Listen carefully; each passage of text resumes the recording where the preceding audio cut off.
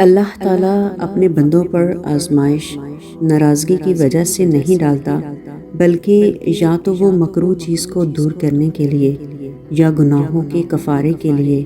یا مرتبہ بلند کرنے کے لیے آزماتا ہے، اور بندہ جب خوشی خوشی اسے قبول کر لیتا ہے تو یہ مقصد حاصل ہو جاتا ہے۔ رسول اللہ صلی اللہ علیہ وآلہ وسلم نے فرمایا، بڑا ثواب بڑی آزمائش کے ساتھ ہے۔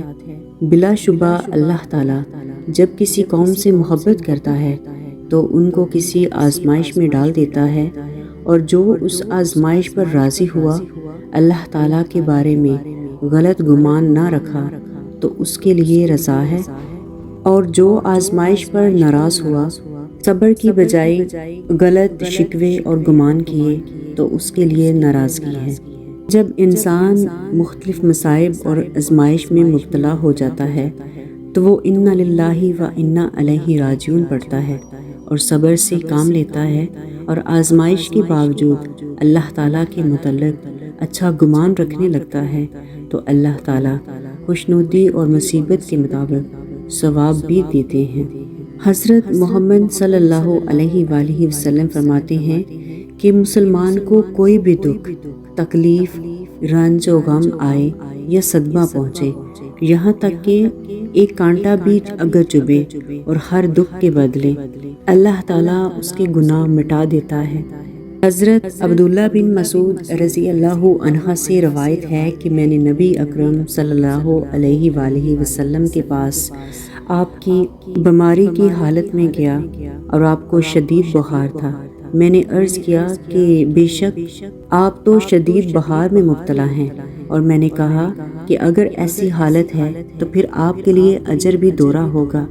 تو آپ صلی اللہ علیہ وآلہ وسلم نے فرمایا، کیوں نہیں جس مسلمان کو کوئی بھی تکلیف پہنچتی ہے تو جیسے درخت کے پتے جھڑتے ہیں، ایسے ہی اللہ تعالیٰ اس کے گناہ بھی جھاڑتا ہے۔ اصل رضا تو یہ ہے کہ اللہ کے ہر فیصلے پر جو وہ ہمارے لیے کرتا ہے اس پہ راضی رہنا چاہیے، چاہے وہ ہمیں زیادہ عطا کرے، چاہے وہ ہمیں کم عطا کر رہا ہے، لیکن اس بات پر راضی رہنا چاہیے کہ وہ ہم سے پیار کرتا ہے اور ہمارے لیے اس وقت یہ زیادہ بہتر ہے۔ حضرت عبداللہ بن عباس رضی اللہ تعالی عنہ سے روایت ہے کہ رسول اللہ صلی اللہ علیہ وآلہ وسلم نے ارشاد فرمایا کہ جس کے مال یا جان پر مصیبت آئی اور اس نے لوگوں سے چھپا کر رکھا تو اللہ عز و جل پر حق ہے کہ اس کی مغفرت فرما دے۔ حضرت جابر رضی اللہ تعالی عنہ سے روایت ہے کہ نبی کریم صلی اللہ علیہ وآلہ وسلم نے ارشاد فرمایا، قیامت کے دن جب مصیبت زدہ لوگوں کو ثواب دیا جائے گا تو اس وقت دنیا اور عافیت کے ساتھ رہنے والے تمنا کریں گے کہ کاش دنیا میں ان کے جسموں کو کینچیوں سے کاٹ دیا جاتا۔ انسان تکلیف پہنچنے پر فوراً مایوس ہو جاتا ہے، جبکہ اللہ کے مخلص بندوں کا حال اس سے مختلف ہوتا ہے۔ وہ ایک تو دنیا کے طالب نہیں ہوتے اور ان کے سامنے ہر وقت آخرت ہی ہوتی ہے، اور دوسرے وہ لوگ جو تکلیف پہنچنے پر اللہ کی رحمت اور فضل سے نا امید نہیں ہوتے۔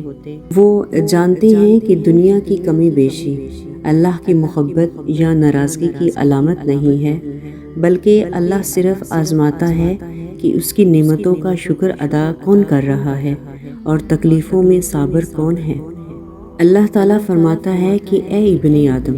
جب تک تو مجھے پکارتا ہے اور مجھ سے امید رکھتا ہے کہ میں نے تجھے معاف کر دیا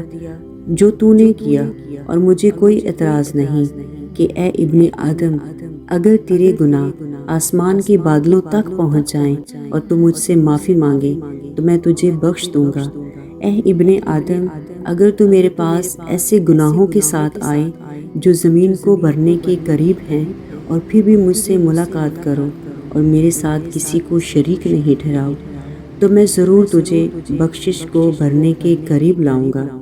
بے شک اللہ ان کہیں باتیں بھی سن لیتا ہے، لیکن جب بھی اللہ سے بات کریں تو اپنے دل و دماغ کی ساری باتیں اپنی زبان پر لے آیا کریں۔ میں دعا کرتی ہوں کہ جب بھی آپ اللہ سے اپنی تکلیفوں اور پریشانیوں کے بارے میں بات کریں تو آپ کے دل کو سکون ملے۔ میری دعا ہے کہ آپ کے مشکل وقت میں آپ کا ایمان اور بھی مضبوط ہو جائے۔ مجھے امید ہے کہ آپ کی مشکلات آپ کو سخت کرنے کی بجائے آپ کی اصلاح کریں گی، کو نرم اور عاجز بنا دیں گی اور آپ کو مضبوط بنا دیں گی۔ مجھے امید ہے کہ آپ کو مایوسی کے تاریک ترین گہرے سوراخ میں بھی سکون اور محبت ملے گا۔